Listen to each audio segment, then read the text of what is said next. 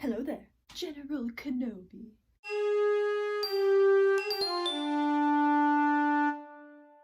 Hey guys, welcome to the first installment of this thing I'm doing. If you've been following me for a while, then you know that Rebels is a very special show to me, and I'm about to start my first full series rewatch, so I wanted to do something fun on here. I figured what I'd try to do is make a video for each episode of Rebels that reflects and analyzes every episode. Disclaimer, this is an analysis and a reflection of the series more so than a review of it, so I won't be trying to convince people that it's a worthwhile piece of Star Wars with these videos. Also, if you have not seen Rebels, there will be many spoilers, so beware. Without further ado, Spark of Rebellion, Part 1, Revisited! One of the main things I loved was seeing the introductions to these characters after getting to know them and seeing their journeys. From the first episode, we see how tight-knit the Ghost Crew, just from watching them exist together. They're comfortable around each other, they banter with each other, it's clearly shown just how much they care about each other right from the beginning, and that really goes to show what the priorities of the series are.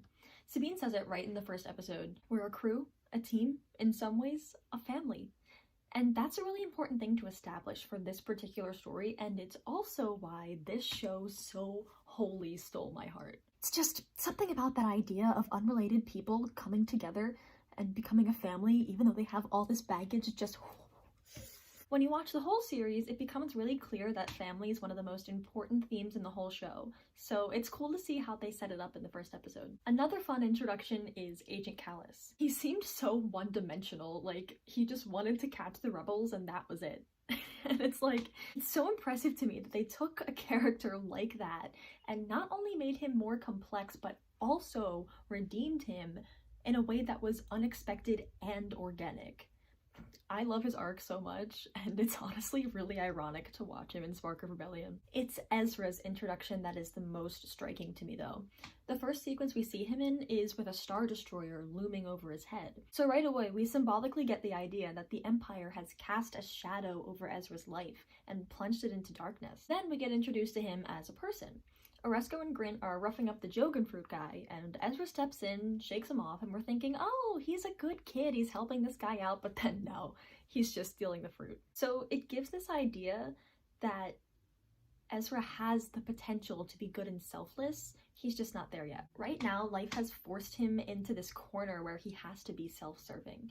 He's a desperate, feral, spiritually lost street kid who doesn't even know about his potential to be so kind and so selfless. Everyone says Ezra's whiny and annoying, and he is. But that works for me. He's only 14 at the start of the series, and those childish qualities not only drive home his youthfulness and make him relatable to kids at home who are watching, but it gives him so much room to grow. It's crazy to see where he starts while knowing where he ends up. I love Kanan and Ezra in this episode. Their first encounter is sensing each other through the Force. Isn't that beautiful? They are drawn to each other before they even know each other. The Force willed them to be together. I could cry. I love how Kanan interacts with Ezra throughout the episode, and I'll get more into that in part 2. But I love how they just have this immediate interest in each other. One scene that I really love is the scene where Ezra finds the lightsaber and the holocron in Kanan's room. I get a rush when I watch it. It has this magical, alive sort of feeling. The way the show deals with the Force and Jedi lore in general has that effect, and I think it's so beautiful. When Ezra ignites that lightsaber, it makes the legend of the Jedi real, not only in the bubble of that show, but to all the kids, a whole generation of kids watching at home. I love the use of music in that scene, actually.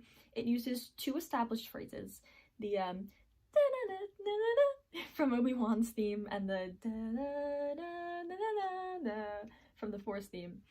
And I love the use of the first one throughout the whole show, actually. You hear that, you know something's going on in the Force. It kind of makes you feel like you're Force sensitive. I really love the use of original trilogy themes in general in Rebels. And can I talk about Ezra's theme for a second? I would play clips, but I did not work this hard to get copyright blocked, so listen to it yourself.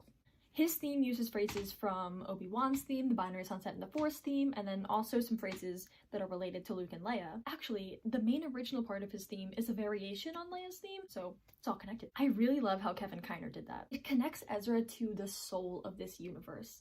Like how Obi-Wan says the Force binds everything.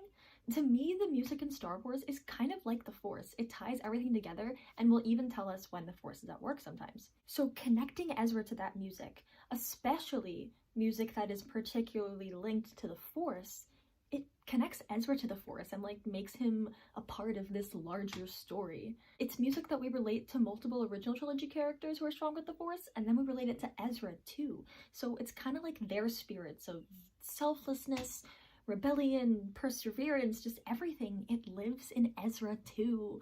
Like, he has the heart of a rebel and a Jedi, just like so many others in the fight with him. It all ties together, you know? The Force and all that. Another thing that stands out to me is the introduction of Tarkin Town, this tragic, impoverished resettlement camp of farmers displaced by the Empire. Like, that's a serious concept. And I love the whole scene, actually. I love how when the crew gives the food away, someone says to Ezra, "Thank you so much," and Ezra just stands there and he looks sad and guilty, and he's like, "I didn't do anything." It's such a sobering, eye-opening moment for him, and one of the many times when he'll have to confront the theme of selflessness. I also love how the scene shows how good the Ghost Crew is. Amid all the antics, they just want to help people for the sake of helping people. And these guys aren't innocent. They're not some happy-go-lucky team people who's like, "Oh, rainbows and sunshine, let's help people." Like, nah. They're not innocent. These are people who are hardened. They have trauma. They have baggage. These are explosive specialists, renegades who do not put their blasters on stun. They've killed, and yet at the heart of it all, they just want to be good for the sake of being good. And it shows that no matter what life has done to you, you can still be good. And that's such a beautiful message and kind of the heart of the show. Lastly, visuals. I know, hear me out. There's a fun line where they call Zeb a rare Wookiee in reference to Ralph McQuarrie's concept art. I love how much McQuarrie art influenced the show. Like this. And like this. Yeah, that's why the lightsabers are like that. You don't have to like it, but that's the reason. And this. And this. Here's a quote from Dave Filoni. This is a screen cap from a Den of Geek article. It says, "We wanted something that was going to be reminiscent of the original trilogy, so we suggested we base it on Ralph's designs. He wanted to do that on the Clone Wars, but didn't have the know-how to accomplish it at the time.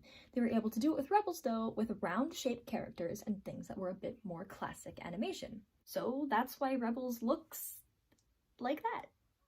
I know not everyone's crazy about it, but it's cool to know they tried to evoke the originals, not just musically, but visually too. And when you look at McQuarrie's art, it is pretty round. Look at those round shapes. Lots of curves, circles, very round. And while we're on visuals, this show can be so pretty, okay? The scenic shots are absolutely gorgeous. Look at those painted clouds. It kind of reminds me of the painted look of early Clone Wars episodes, actually. And look at that. And that. This isn't concept art, you guys. And one more of the clouds. So that's Spark of Rebellion Part 1. Thanks for watching. Check out my reflection on Part 2 if you were into it, and may the Force be with you always.